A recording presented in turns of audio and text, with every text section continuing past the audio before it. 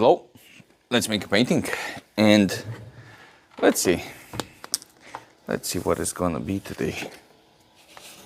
I'm ready to make some stories and paintings along the way.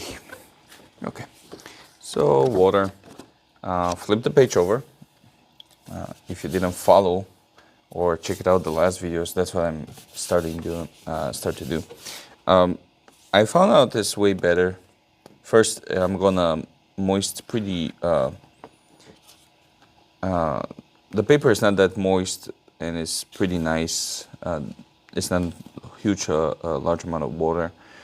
Is that center? Yes, it is. But also, it's make the paper stick better. I think that's the main reason I'm start doing this.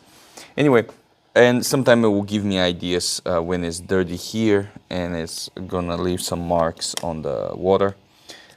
Sometime. Not this time.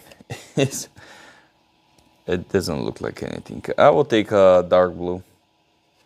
One of my favorite colors in this series. Sea blue black.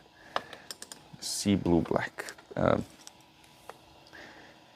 So anyway, I will take this sea blue black. Try to say that fast, you know. And put the paint everywhere pretty much. Now as more I go up, less paint I'm gonna use. Actually, I'm not gonna use any water. I'm just gonna spread it around. There you go. And I'm tapping. I'm not blending or doing anything. I'm just tapping. Oh, those look like mountains. I do like this. Boy, another mountain. You know what?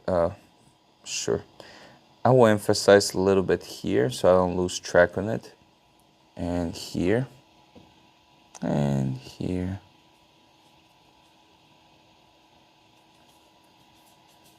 And then I'm gonna start using the flickering effect.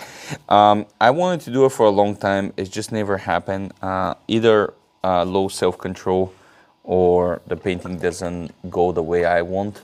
But I wanted to do it for a long time. Something that is... oh boy, I forget my palette knife. And that's a disaster. But I wanted to do it like a 1 or 2 tone, like a mono paintings. I will take this and just push it a little bit. Not too much. There you go. I want to emphasize a little bit more on that. There. I will use the short part of the palette knife and just push up. And by pushing up, of course, I'm gonna make the... There you go. Now here I'm gonna use the edge. And the reason for that is I want to make that some kind of grooves. And this grooves is gonna help me with the edge. Now, of course, later I will come and remove some of the paint, but so we can use a little bit higher contrast. Anyway, excuse me. Now I'm gonna start working on the midground and slow transition to the foreground. Multiple pushes for the foreground and the midground. There. Now here is pretty obvious where it's finished. I want to blend that. So what I'm gonna do is pretty much play around until everything is kinda blend. There you go. More on the simple side. Now this one can go for an ocean too. I'm not sure I will do that. One thing I know for sure, I need to blend this. You don't want heavy texture or too distractive, too much distraction above the mountains because they're gonna be the main character. So it doesn't make much sense.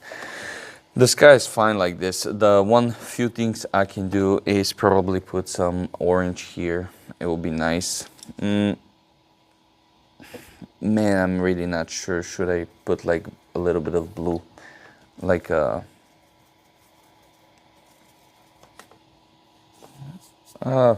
maybe I should.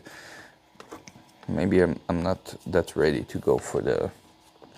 I'm not there yet to go for the fully monotone. Anyway, yeah, we're gonna go with blue. This looks so much better.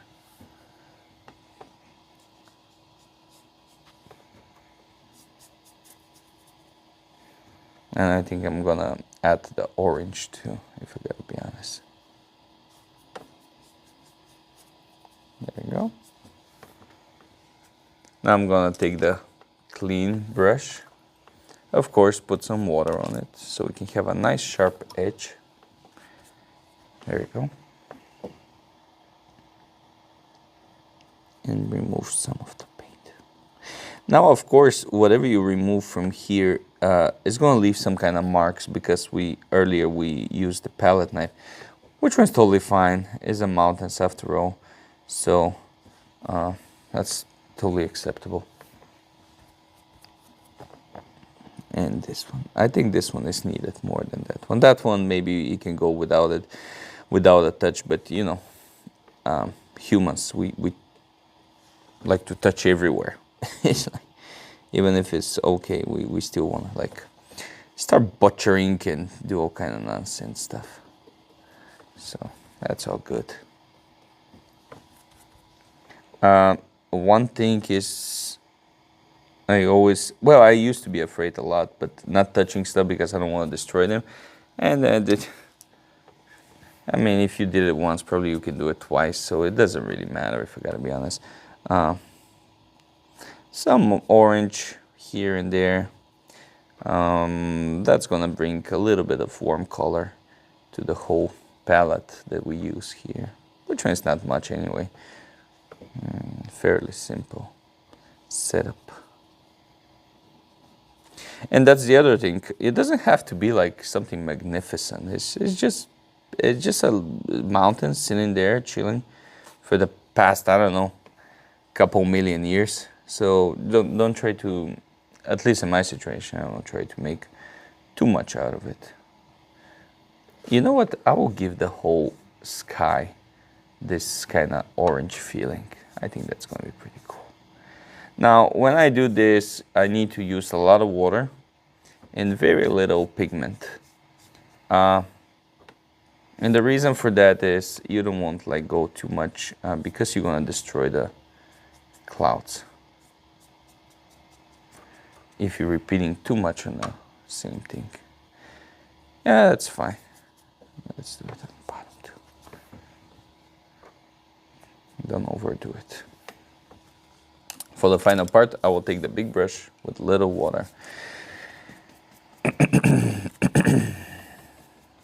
and start to remove some of it. Now, of course, it looks pointless to put it on and then remove it immediately. The thing is, once you do this, actually you're making a very solid main color.